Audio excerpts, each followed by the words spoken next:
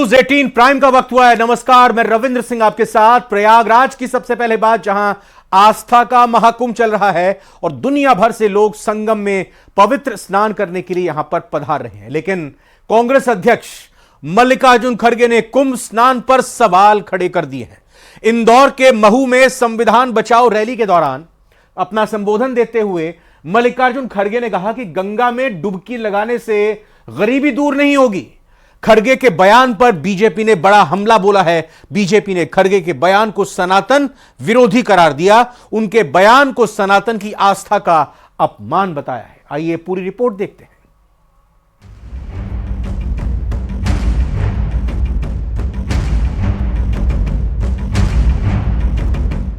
महाकुंभ में आस्था का सैलाब उमड़ रहा है। करोड़ों श्रद्धालु संगम में श्रद्धा की डुबकी लगा रहे हैं, लेकिन महाकुंभ को लेकर कांग्रेस अध्यक्ष मल्लिकार्जुन खड़गे ने एक ऐसा बयान दे दिया है जिस पर बवाल खड़ा हो गया है। खड़गे ने कहा कि गंगा में डुबकी लगाने से पेट भरेगा क्या, रोजगार मिलेगा क्या, क्या गरीबी दूर हो जाएगी और क्या पेट भर खाना मिल जाएगा।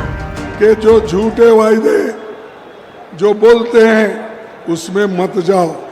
अरे भाई, गंगा में डुबकी लेने से गरीबी दूर होती क्या? आपको खाना मिलता पेट को? मैं किसी की आस्था के ऊपर ठोस नहीं लगाना चाहता हूं।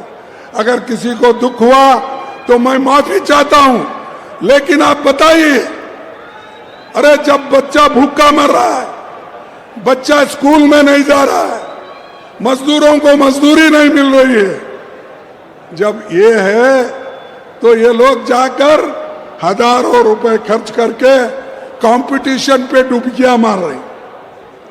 कंपटीशन में एक डुबकी मारता दूसरा, और जब तक वो टीवी में अच्छा नहीं आता तब तक डुबकी मारते रहते हैं।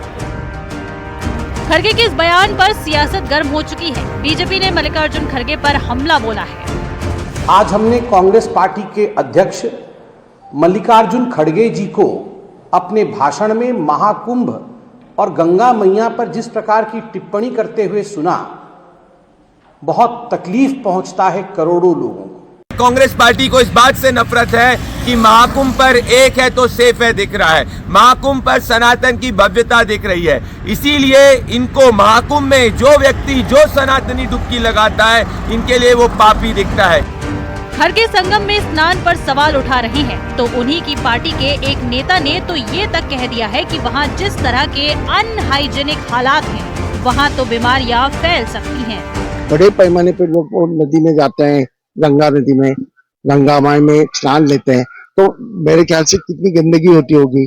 वहाँ जिस तरह से लोग रहे हैं, उनका कुछ इंतजाम नहीं, इसकी वजह से यहाँ बड़े पैमाने पर बीमारियां फैल जाएंगी। ऐसा नहीं होना चाहिए। मैं हज के लिए एक दफा गया था, 2 दफा मैं इसके लिए भी गया था। मेरे ख्याल से वहाँ जिस तरह से इंतजाम होता है ना, वैसा यहाँ भी इंतजाम करिए ना। ये बयानबाजी उस दिन हुई जिस दिन गृह मंत्री अमित शाह ने संगम में स्नान किया। इसी वजह से ये अंदाजा लगाया गया कि कांग्रेस ने गृह मंत्री अमित शाह और बीजेपी नेताओं को घेरने की कोशिश की, लेकिन उनके इस बयान पर सियासी संग्राम छिड़ गया है। बीजेपी खड़गे पर सनातन के अपमान का आरोप लगा रही है। न्यूज 18 के लिए ब्यूरो रिपोर्ट। गृह मंत्री अमित शाह ने महाकुंभ में आस्था की डुबकी लगाई। उनके साथ सीएम योगी, जूना अखाड़े के महामंडलेश्वर अवधेशानंद गिरी और योग गुरु बाबा रामदेव ने भी संगम में पवित्र स्नान किया। संगम तट पर अमित शाह ने परिवार के साथ पूजा अर्चना की और स्वामी अवधेशानंद के आश्रम में पहुंचकर भोजन भी किया।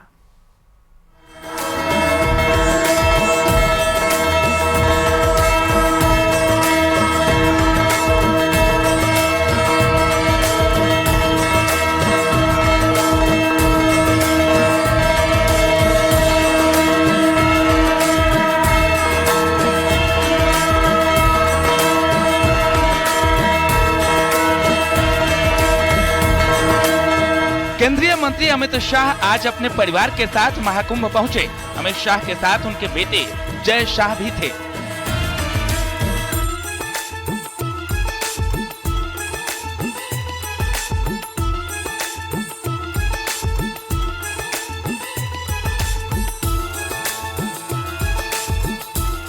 सीएम योगी ने अमित शाह का स्वागत किया। अमित शाह ने पवित्र संगम में आस्था की डुबकी लगाई। सीएम योगी ने भी अमित शाह के साथ स्नान किया।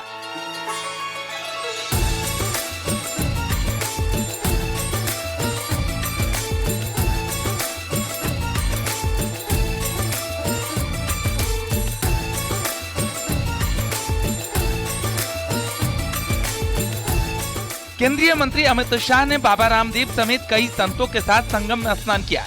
उन्होंने त्रिवेणी संगम में डुबकी लगाई। सभी संतों ने अमित शाह को स्नान करवाया और संगम में ही पूजन करवाया।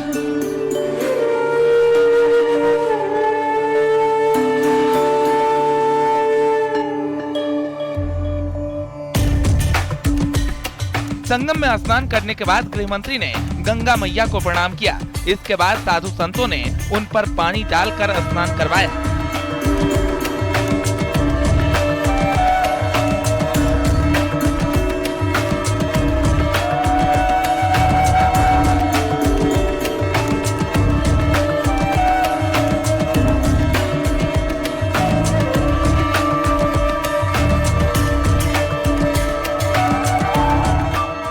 पवित्र संगम में स्नान के बाद अमित शाह ने गेरुआ वस्त्र धारण कर संगम तट पर पूजा अर्चना की। संगम पूजा के दौरान अमित शाह के साथ उनके बेटे जय शाह ने भी बेटी पत्नी के साथ गंगा मैया की आरती उतारी।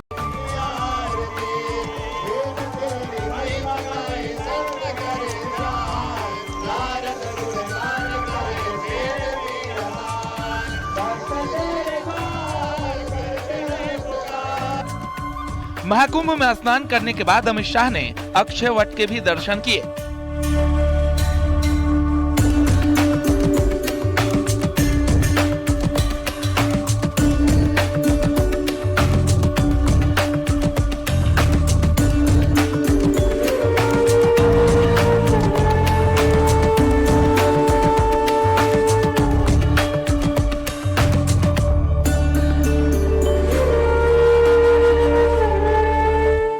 पिछले दिनों सीएम योगी ने अपनी कैबिनेट के साथ आस्था की डुबकी लगाई थी। रक्षा मंत्री राजनाथ सिंह से लेकर कई मंत्रियों ने महाकुंभ में आकर संगम में स्नान किया है। सीएम योगी ने केंद्रीय गृह मंत्री अमित शाह के साथ पवित्र संगम में स्नान किया।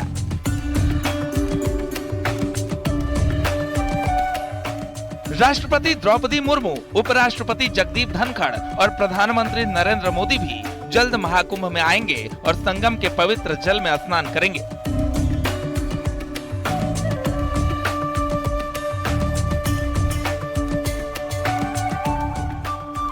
Bureau report, news 18।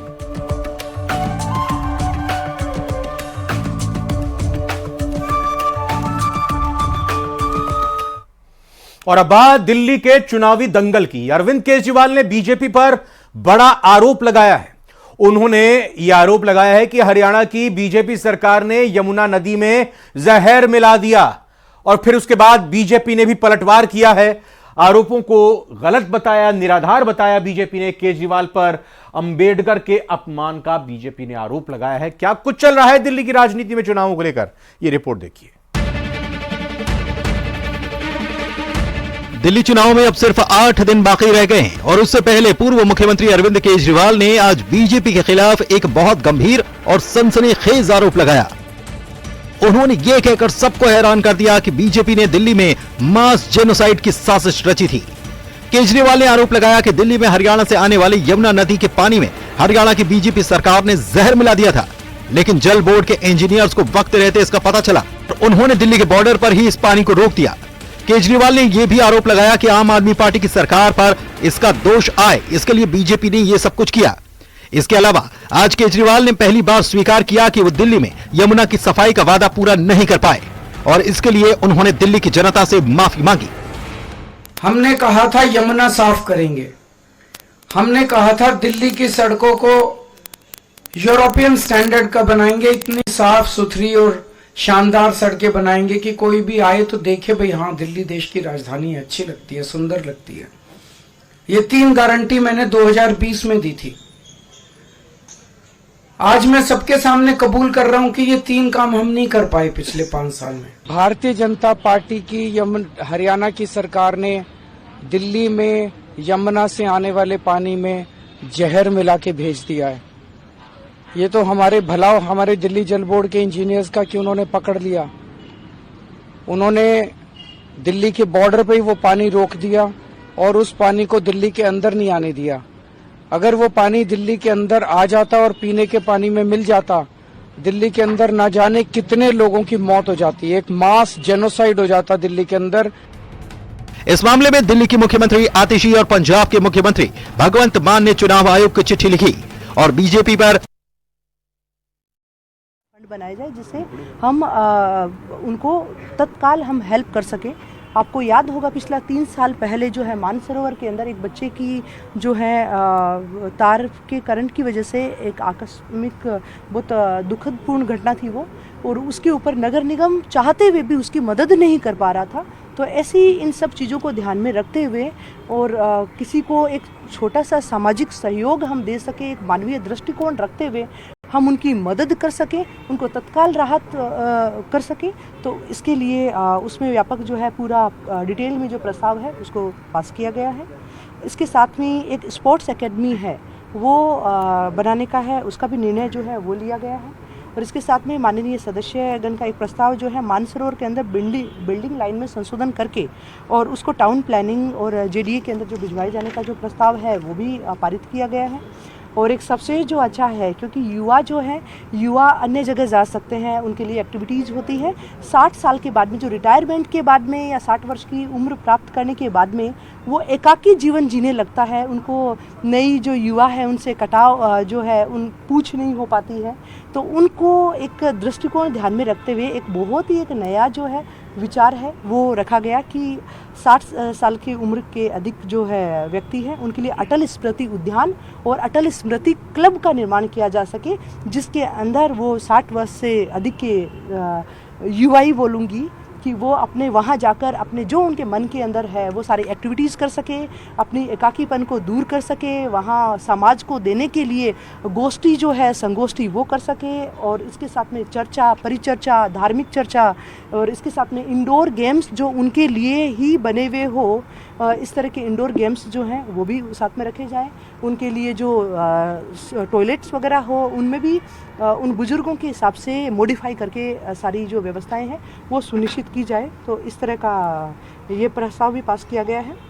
और इसके साथ ही विभिन्न पार्षदों के माध्यम से और इसके साथ में अलग समाजों के माध्यम से, अलग समितियों के माध्यम से हमें प्रस्ताव प्राप्त हुए थे कि जयपुर शहर के जो प्रमुख चौराहे तिराहे हैं उन पर महापुरुष और धर्म गुरुओं की मूर्ति लगाने के लिए, तो इसमें हमने पन्ना दहाई जी की मूर्ति लगाने का प्रस्ताव पास किया है। हमने उसमें अमृता देवी विश्नोई जी की मूर्ति लगाने का, मीराबाई जी की मूर्ति लगाने का, उसमें हाड़ा रानी जी की मूर्ति लगाने का, उसके अंदर झूलेलाल जी की मूर्ति लगाने का, उसके अंदर जो है हमने विभिन्न जो और मूर्तियां हैं वो भी लगाने का जो प्रस्ताव है वो पास करके संभागीय आयुक्त को भिजवाया गया है, क्योंकि ये उन्हीं की ज्यूरिडिक्शन का है, बोर्ड के द्वारा पास किया जाता है। तो बहुत ही एक अच्छी चर्चा हुई, लंबी जरूर थी पर इसको एक सार्थक चर्चा, इसमें गंभीर मंथन भी 3 घंटे जो थे वो तो हंगामे की भेंट चढ़ गए। मैडम कांग्रेस के विपक्ष के साथ में जो बीजेपी के पार्षद है वो भी मुखर नजर आए बैठक में। अब मैं इस पर जो है अपनी टिप्पणी नहीं देना चाहूँगी और मुझे लगता है ये सब आपकी बदौलत और आपके कैमरों की वजह से होता है। शुरुआत का जो हंगामा 3 घंटे का है वो आपके कैमरों को देखकर करते हैं। उनको लगता है कि इसमें हमारी फ़ोटो आएगी, हमारी अखबार में फ़ोटो छपेगी, हमारी न्यूज़ चलेगी, तो कुछ इस तरह भी होता है। और लास्ट में समय पर सारे प्रस्ताव पास करने के लिए माननीय सदस्योगण का बार बार आग्रह कर दीजिए, पास कर दीजिए। तो सदन का माहौल इस तरह आप हर बोर्ड बैठक आपने भी देखी है, मैंने भी देखी है, और इस बोर्ड बैठक में इस तरह की चीज़ें जो है होती है, पर फिर भी एक अनुशासन का जो पालन है वो होना चाहिए।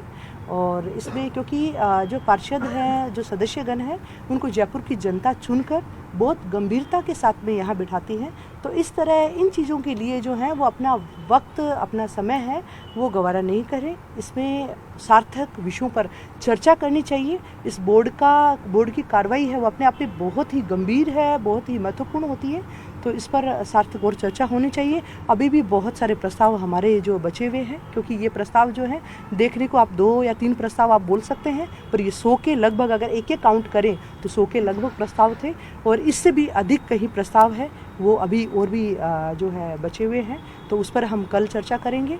और माननीय सदस्यों के बोर्ड के मैम, विकास कुछ को, सदस्यों ने- जयपुर की जनता को हम जयपुर की जनता के विकास के लिए ये विभिन्न जो प्रस्ताव है वो लेकर आए, क्योंकि माननीय पार्षद महोदय जी के द्वारा सड़क, नाली, रोड, लाइटें, ये सब जयपुर के जनता के विकास कार्य ही हैं, जिनको सम्मिलित करके और 1 महीने के अंदर अंदर उस पर कार्य योजना और वो सब तैयार करने उन्हीं का पार्षदों ने सदस्यों के जो समिति के सदस्य बने हुए हैं, चेयरमैन बने हुए हैं, उन पर भी सवाल उठाए। उस पर किसी तरह का प्रस्ताव जो उन्होंने लेकर के आया, क्या वो भी सर्वसम्मति से देखिए, ये जो है ये अधिकार पूर्ण रूप से बोर्ड का अधिकार है, और बोर्ड का अधिकार, जब तक बोर्ड में अधिकार पूरा नहीं होता है तो मैं इसके बारे में नहीं कुछ कहना चाहूँगी।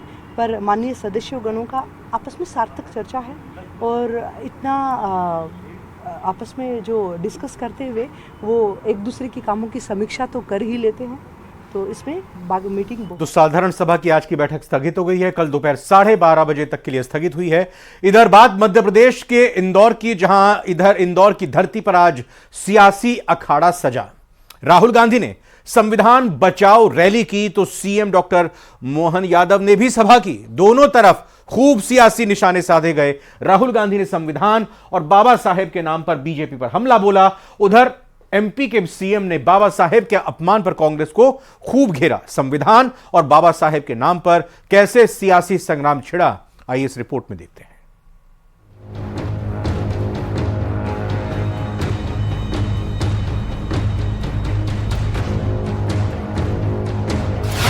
इंदौर में सजा सियासी अखाड़ा। आपको गुलाम बनाया जा रहा है। दलितों को, पिछड़ों को, आदिवासियों को, गरीब जनरल कास्ट के लोगों को एक बार फिर गुलाम बनाया जा रहा है। राहुल की रैली, सीएम ने खोली पोल।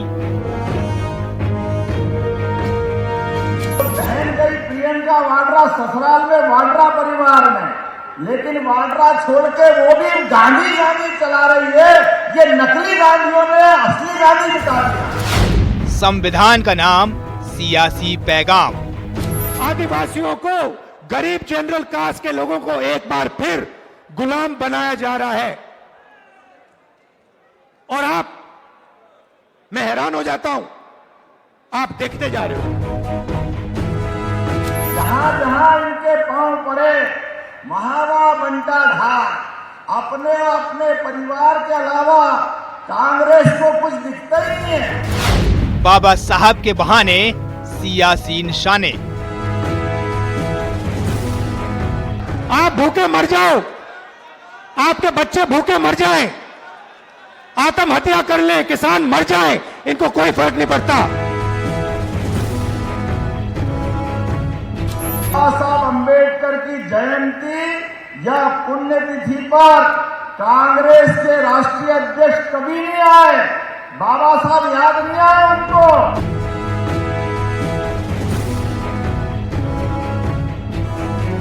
नफरत के बाजार में मोहब्बत की दुकान खोलनी है, और आप सब लोगों को मिलकर खोलनी है। मध्य प्रदेश ब्रेक का वक्त हुआ है, तुरंत लौट